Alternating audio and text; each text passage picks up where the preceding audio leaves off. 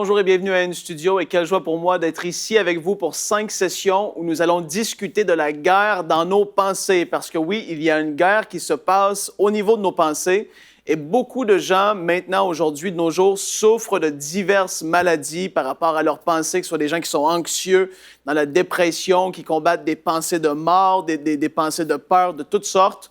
Et on va regarder ensemble qu'est-ce que la Bible dit à ce sujet, en fait, au niveau des pensées. C'est tellement important. J'ai fait une pensée du jour dans l'émission Bonjour chez vous il y a plusieurs mois de cela maintenant. Et c'est devenu la pensée qui a été le plus écoutée et c'était en fait par rapport à la guerre dans nos pensées. Et ça nous dit qu'il y a vraiment un besoin à ce niveau et ça nous montre que les gens, bien justement, ils veulent trouver des solutions par rapport à ça. Et c'est pour la raison pour laquelle j'ai décidé de faire cette série N-Studio sur la guerre dans nos pensées pour qu'il puisse y avoir des victoires dans votre vie. C'est tellement important. Et vous savez, la Bible dit que Jésus est venu nous laisser une paix et une paix que le monde ne peut connaître. Et puis, il veut qu'on puisse vivre dans cette paix. Et ça, c'est sa volonté. Et Jean 10, Jésus avait dit justement, le diable, il vient pour voler, égorger et détruire, mais moi, je suis venu afin que les brebis, c'est-à-dire toutes les personnes qui vont vouloir me suivre, qui vont m'accepter dans leur vie, je suis venu afin qu'eux, ils aient la vie et qu'ils l'aient en abondance. Et il veut qu'on ait une vie dans la paix et dans l'abondance. Et ça, c'est vraiment la volonté de Dieu. Et puis, on va regarder qu'est-ce que la Bible dit par rapport au sujet de nos pensées. Et en commençant, on va devoir rétablir un certain fondement, une base, parce que je sais, il y a des milliers de personnes, vous allez regarder cette vidéo, et je veux qu'on soit tous au même niveau par rapport à comment nous avons été créés, comment est-ce que Dieu nous a fait. Premièrement, il nous a fait sur 3 dimensions.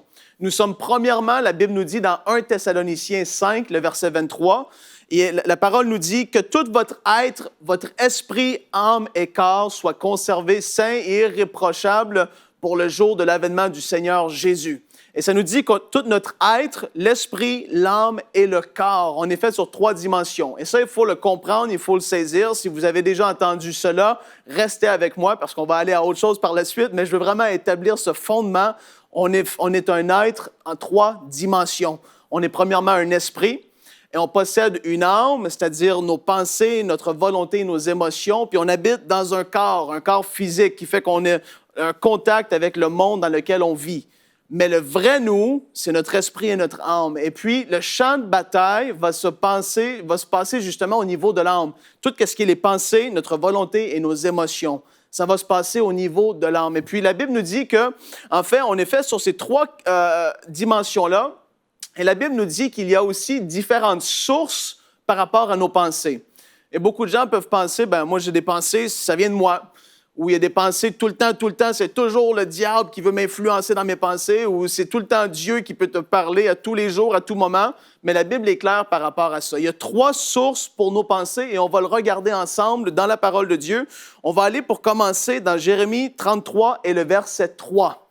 La Bible nous dit, Jérémie 33, verset 3, « Invoque-moi et je te répondrai, je t'annoncerai de grandes choses, des choses cachées que tu ne connais pas. » Dieu, il dit ici, je vais t'annoncer des grandes choses, c'est-à-dire je vais te dire, je vais te montrer des grandes choses que toi, tu ne connais pas. Ce sont des choses cachées à tes yeux. Mais il dit, moi, j'ai la capacité de te révéler des choses. C'est-à-dire Dieu peut nous parler de différentes manières, de différentes façons.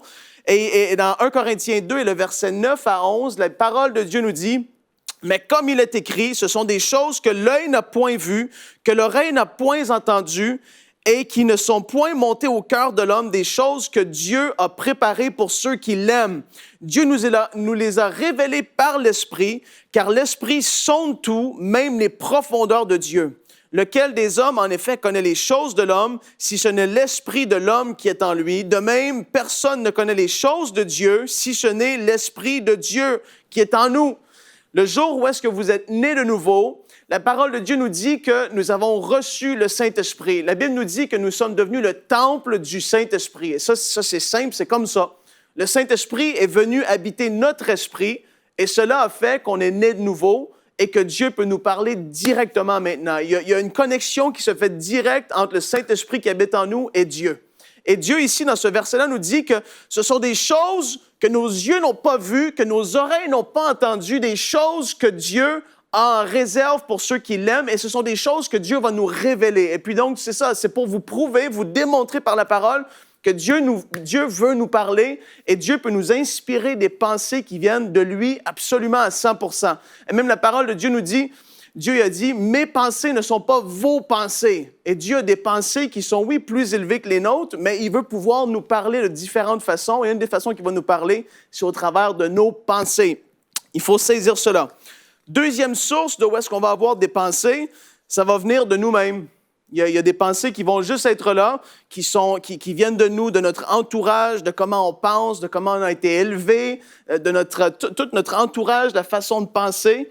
Elle va s'imprégner en nous et on va commencer à penser de cette même façon-là. Il y a des pensées qui vont juste être là, qui vont venir de nous. Et la Bible nous dit justement, comme je l'ai dit dans Ésaïe 55, le verset 8 et 9, « Car mes pensées ne sont pas vos pensées et vos voix ne sont pas mes voix, dit l'Éternel.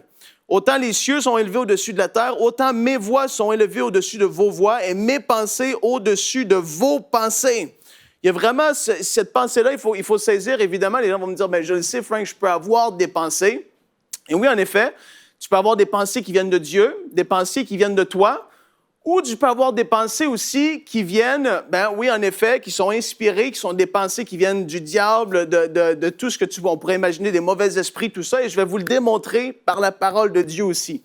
Et pour beaucoup de gens, ça peut être comme une nouvelle, révélation, et je peux avoir des pensées qui viennent du diable, c'est quoi ce truc-là, Frank, de quoi tu parles? Et puis on va aller voir ensemble, parce que c'est important de le comprendre aussi, parce que sinon, on ne va pas saisir, on ne pourra pas vaincre ou avoir des victoires au niveau de nos pensées si on ne discerne pas les trois sources de pensée qu'il peut y avoir en nous. Ça, c'est tellement important. Donc, première source, ça va venir de Dieu. Deuxième source, de nous-mêmes, nos propres pensées, qui on est. Et la troisième source, on va le dire comme ça peut venir du diable. Et la Bible nous dit, dans Matthieu 16, on va aller ensemble, et si vous avez votre Bible, prenez votre temps, mettez sur pause et lisez-le par vous-même. C'est tellement important. Quand vous allez lire le texte, ça va vous parler à vous précisément. C'est très important. Matthieu 16, et on va lire à partir du verset 15. « Et vous, leur dit-il, qui dites-vous que je suis? » Et là, c'est Jésus dans le contexte qui parle à ses disciples. Il leur dit, « Mais tous les gens autour de nous, vous leur dites que je suis qui, moi? » Après ça, là, il y en a un, il était content. Hein?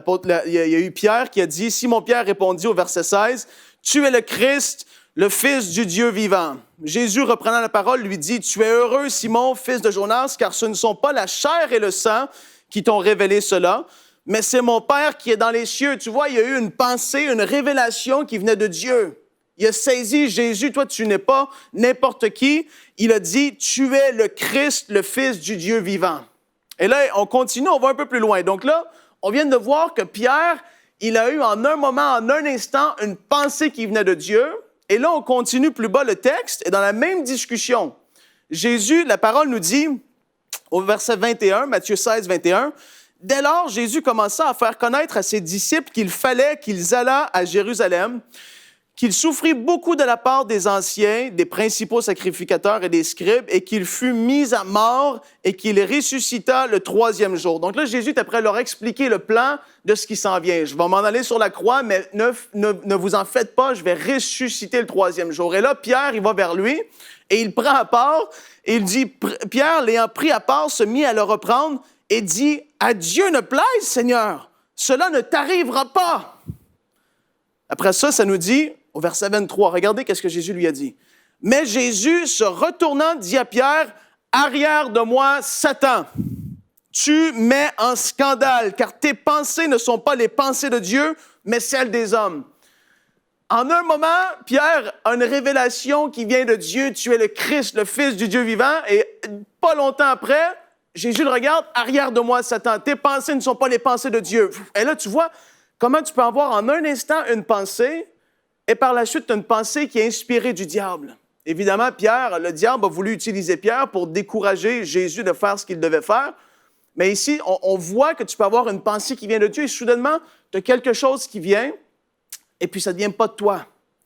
Et puis, c'est important de discerner ces choses-là parce qu'on va avoir de la difficulté à saisir et à filtrer nos pensées. On va voir ça plus tard dans les sessions qu'on va avoir.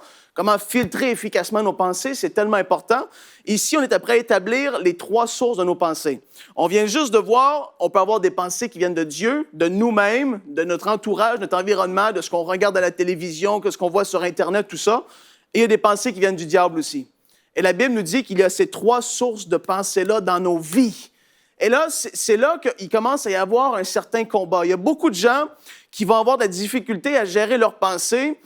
Il y a toutes sortes de choses dans ta vie que tu as pu regarder, des choses que tu as pu écouter, autant que de la musique, que ce soit des films, de toutes sortes de choses, que tu as pu écouter de la musique, certains styles de musique, des paroles, des choses comme ça. Tu peux être dans un environnement de travail qui est désagréable, que les gens, ils parlent continuellement mal, ils parlent de toutes sortes de choses qu'ils ne devraient pas parler. Et tu es dans un environnement qui est constamment dans des choses comme ça. Et c'est sûr que tes pensées, naturellement, vont être affectées par ça. Et là, il faut saisir ça. Parce que dans ta vie, on revient à ce que j'ai dit au début. Tu es un esprit, tu possèdes une âme et tu habites dans un corps. Quand tu vois quelqu'un qui est décédé, tu réalises à quel point cette personne-là n'est plus là. C'était l'enveloppe sur la terre, c'est tout. Même que tu le trouvais beau, il n'est plus là. La vraie personne est partie. Et puis quand on saisit ça et on se dit, mon corps, en fait, tout ce qui doit me servir à être sur terre ici, mon corps doit être, entre guillemets, mon serviteur. Il doit faire ce que je lui dis de faire. Mon corps ne doit pas dicter mes actions. Tout ce que tu vas prendre dans ta vie comme décision, ça va se passer au niveau de ton âme, dans tes pensées. Et ça, il faut le comprendre. Quand tu fais face à une décision ou quand tu entends quelqu'un dire « va regarder telle chose » ou « écoute ceci » ou « écoute cela », peut-être quelqu'un peut te dire « je veux t'amener voir un film au cinéma » et à l'intérieur de toi, tu as le Saint-Esprit de Dieu qui est en toi. Et à l'intérieur de toi, tu sens que tu le sens pas ce film-là en fait. Et dans ton âme, dans tes pensées, il y a une décision qui doit être prise. Et c'est comme ça que tu fonctionnes. C'est pour ça que je veux établir cette base-là. C'est tellement important. Tu as ton esprit qui a des désirs qui sont contraires à ceux de ta chair. Galates 5 nous en parle. La parole nous dit que la chair et l'esprit ont des désirs contraires, puis ils se font la guerre l'un et l'autre. Puis où est-ce que cette victoire-là est gagnée? C'est au niveau de ton âme, dans tes pensées. Et c'est pour ça que c'est tellement important et ça nous apporte à notre prochain point. La Bible nous parle, elle nous dit dans Romains 12 et le verset 2, « Ne vous conformez pas au siècle présent. » C'est-à-dire que le siècle présent, c'est dans lequel on vit aujourd'hui. L'apôtre Paul avait écrit ça aux gens qui habitaient à Rome à l'époque et il leur disait à cette époque-là, imaginez-vous aujourd'hui, dans l'année à laquelle on est, lui, il y a plus de 2000 ans, il leur disait « Ne vous conformez pas au siècle présent. » Non, ne vous conformez pas. Mais, au contraire, il leur dit « Soyez transformés par le renouvellement de l'intelligence. » Wow, là, c'est pour beaucoup de monde, ça peut être gros, mais qu'est-ce qu'il veut dire par là? Il continue par la suite et il dit « Afin que vous discerniez quelle est la volonté de Dieu, ce qui est bon, agréable et parfait. » Il leur dit, le siècle présent a sa façon de penser. Le siècle présent va dire, tu agis comme ça, c'est correct. Tu fais comme ça ne dérange pas. Des classiques, hein, je vous le dis, quand tu as la pensée de Christ en toi et tu veux vraiment plaire à Dieu, je prends une qui est très, très connue et classique, tu ne vas pas coucher avec ta copine avant que tu sois marié. Le monde aujourd'hui va dire, évidemment, il n'y a aucun problème, au contraire, essaie-en plein. Mais la Bible dit, non, fais pas ça.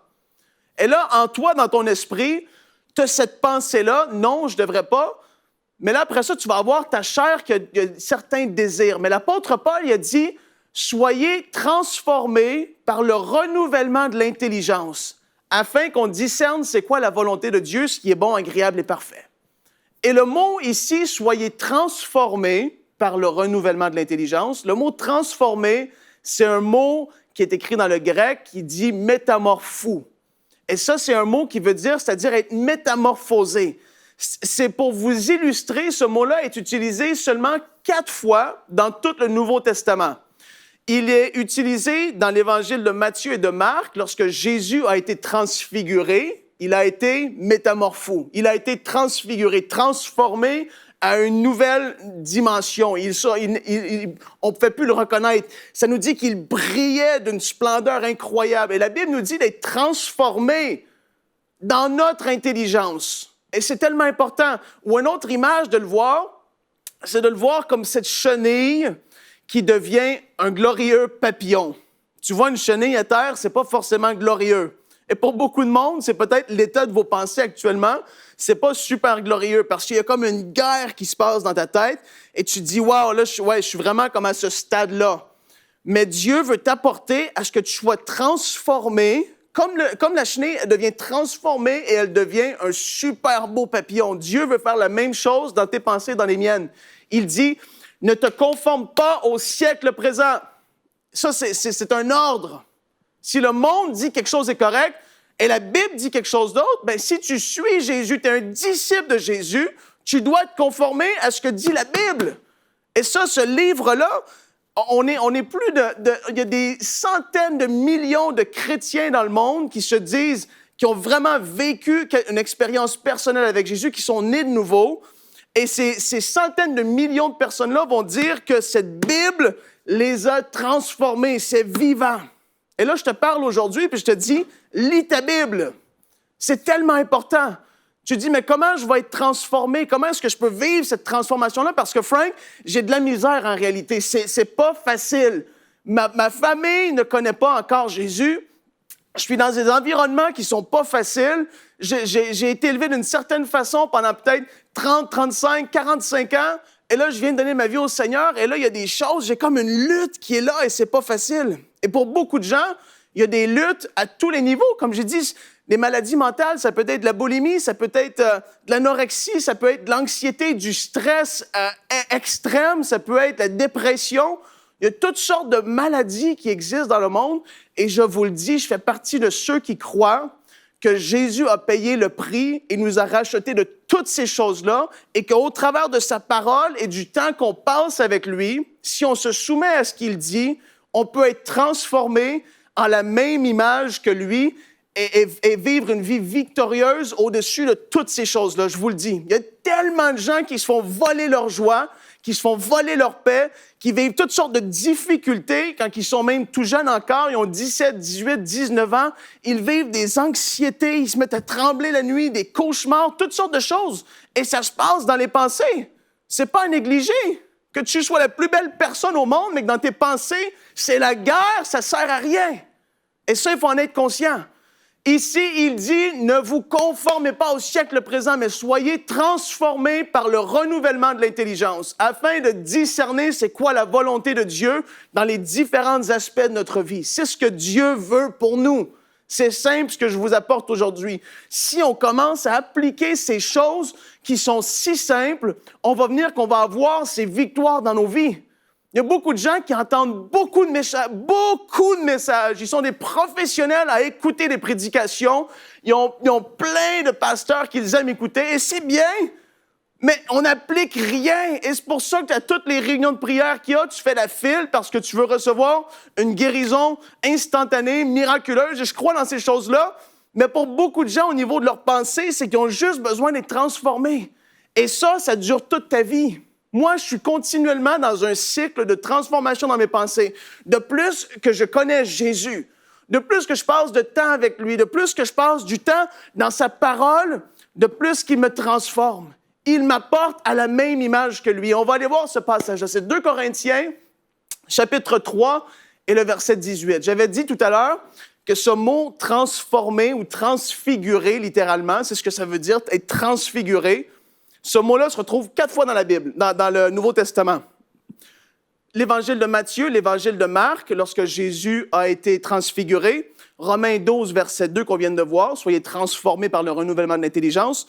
Et 2 Corinthiens 3, 18. La parole nous dit quelque chose.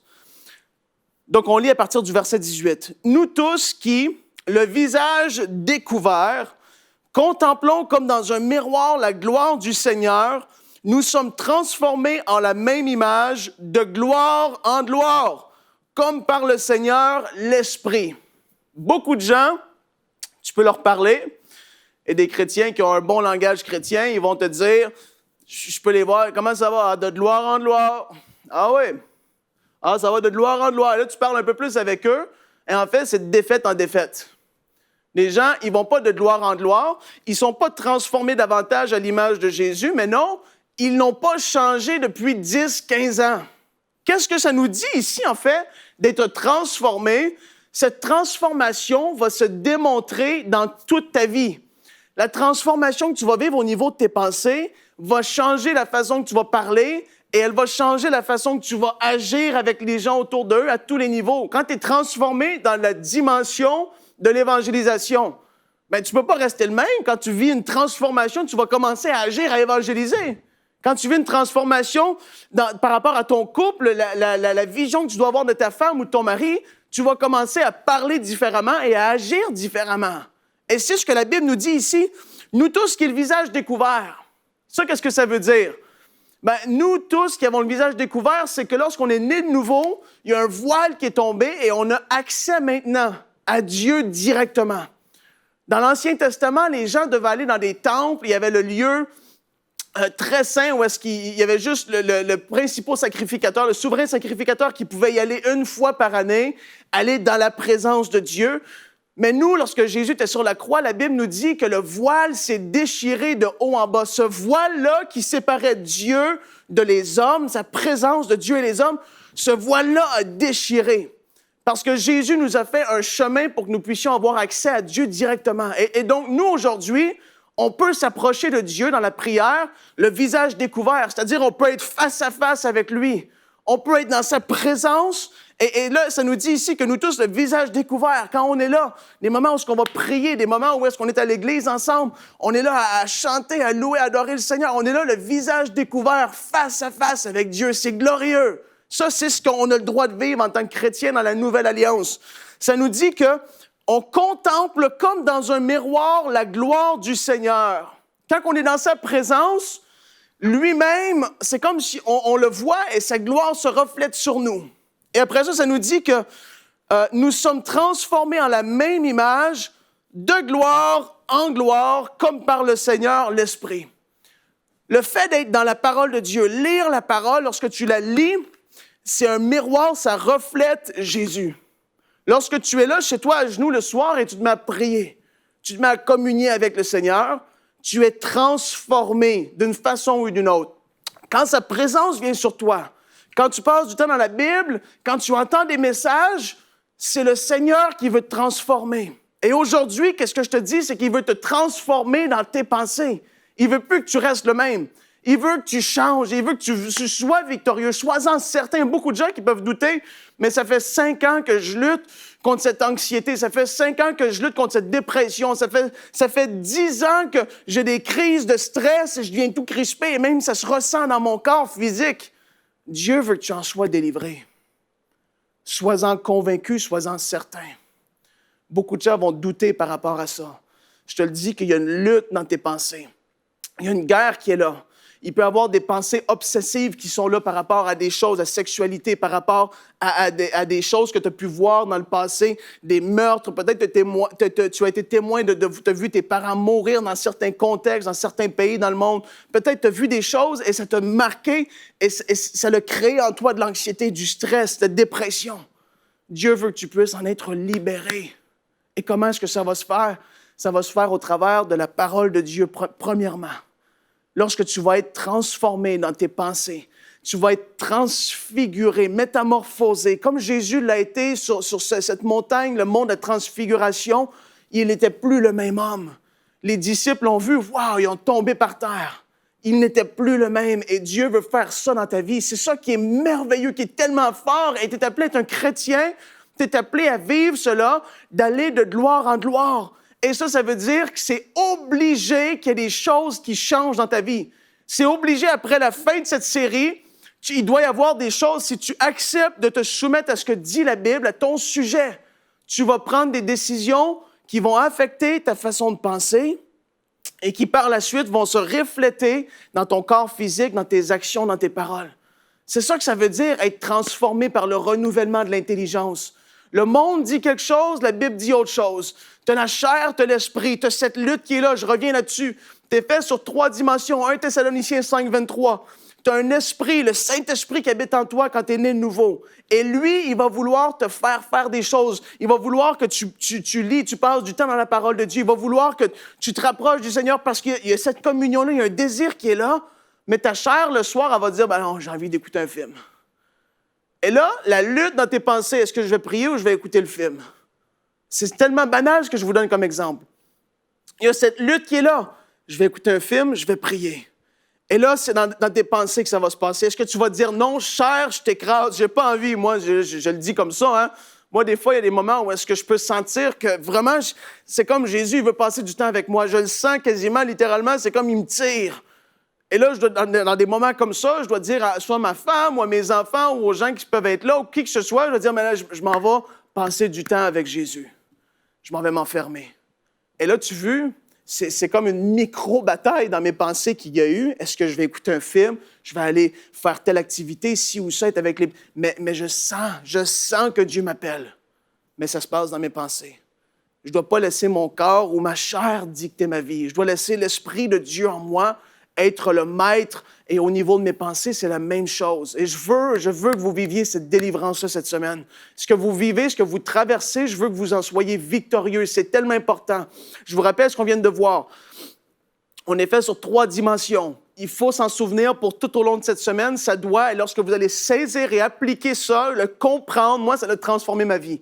Quand j'ai saisi cela, on est fait sur 3 dimensions. On est un esprit qui possède une âme et qui habite dans un corps. Ce qui s'en va dans l'éternité future, c'est notre esprit et notre âme. C'est ça qui s'en va au ciel ou en enfer. Le corps, c'est temporaire. Après ça, on a vu qu'il y a 3 sources aux pensées. Les pensées qui viennent de Dieu, les pensées qui viennent du diable ou les pensées qui viennent de nous-mêmes, de notre entourage, de comment on a été élevé, toutes ces pensées-là, les traditions, toutes ces choses-là. Ça vient juste normal de la vie de tous les jours. Et on a vu le plus important de cette session, ce que je voulais qu'on puisse attaquer, c'est l'importance d'être transformé par le renouvellement de l'intelligence, afin qu'on discerne la volonté de Dieu, ce qui est bon, agréable et parfait. Je voulais qu'on puisse saisir, c'est quoi ça voulait dire, être transformé de gloire en gloire. Souvenez-vous-en, être transformé de gloire en gloire, c'est dans la présence de Dieu. On est comme devant lui, face à face, et cette gloire est là, elle nous frappe d'en face. Wow! Et là, tu es transformé parce qu'il va venir challenger tes pensées.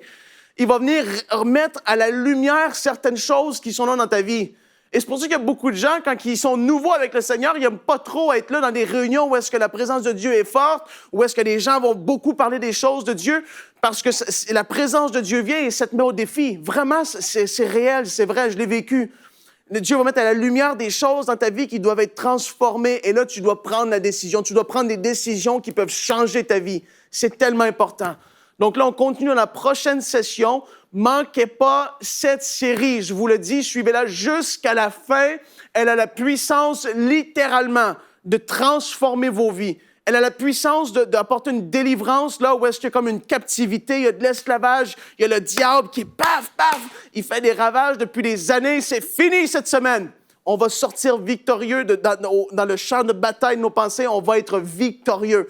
Comprenez-le, ça se passe dans nos pensées. La bataille, c'est dans nos pensées que ça se passe. Et on doit en sortir plus que vainqueur au nom de Jésus.